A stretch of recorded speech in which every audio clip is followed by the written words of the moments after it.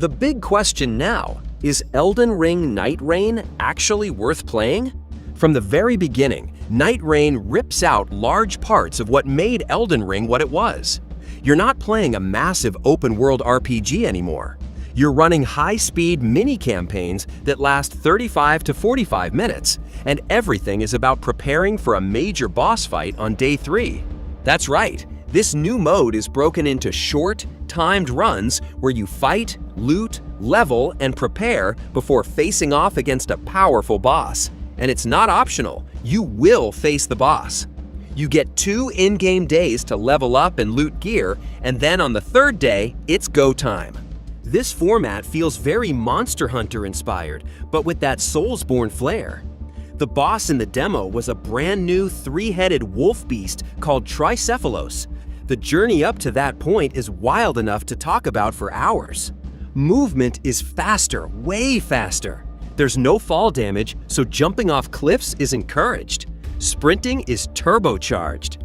Spirit birds help you fast travel, spirit streams let you launch across vertical cliffs, and painted climbing points allow you to scale mountains with your bare hands. Literally, your character climbs using only their hands, which is hilarious and also kind of awesome.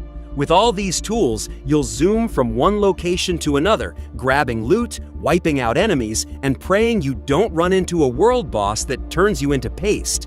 If you're playing solo, well, you're kinda asking for pain. The game doesn't scale for single players at all. It's built for co-op squads, and that becomes clear the moment a golden hippo crushes you into the dirt. Combat still has that FromSoftware DNA, but with a faster and looser feel. You'll run into smaller enemies during the day and fight a randomized boss at night.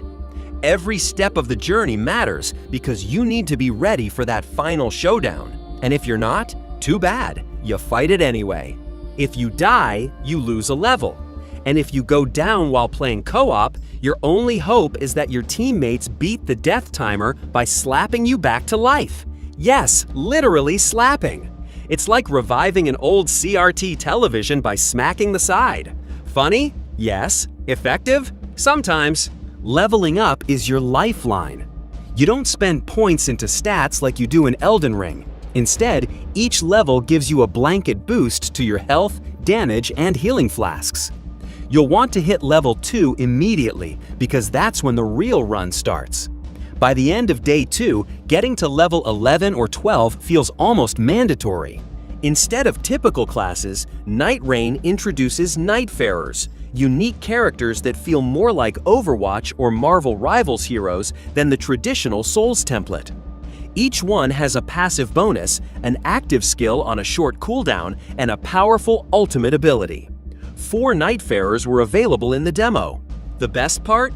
Any Nightfarer can use any weapon. There are no stat requirements or weight systems. You're free to experiment, and you're encouraged to constantly swap out weapons to optimize your build. And with some passives and ultimates being absolute game changers, build crafting becomes a core part of the experience. Loot is everywhere, but not all of it is useful. The game still loves to give you 100 different consumables you'll never use. But the real draw is in the weapons and passives. Weapons now come with powerful passives that are always active. Some even cast spells when you dodge, run, or take hits. Others heal you, restore FP, or apply elemental effects like lava, lightning, or dragon breath. You're not just looking for a good weapon, you're building a kit that synergizes with your team and your class. There's even a touch of Risk of Rain 2 here. You'll find yourself chasing more and more passives until you feel like a living tornado of destruction. And it works.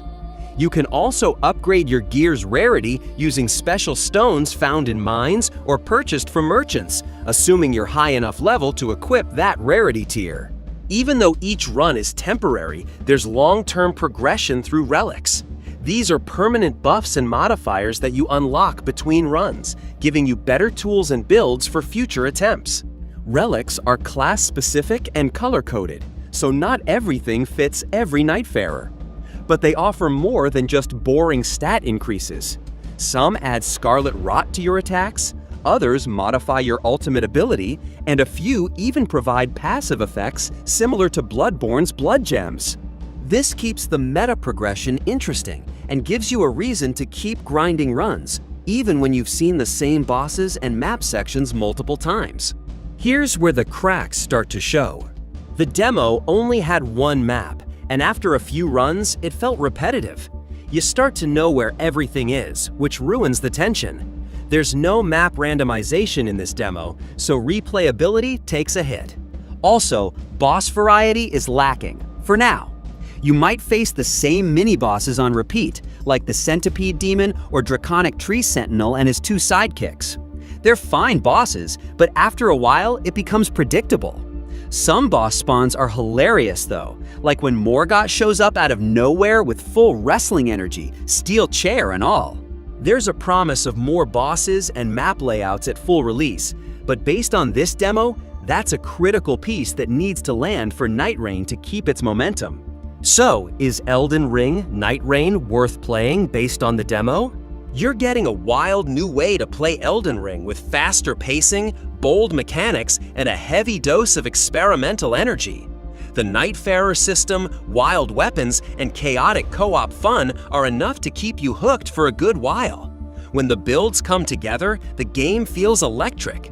You're not just fighting enemies, you're creating a playstyle that could melt bosses in seconds or turn you into a tanky monster that shrugs off damage.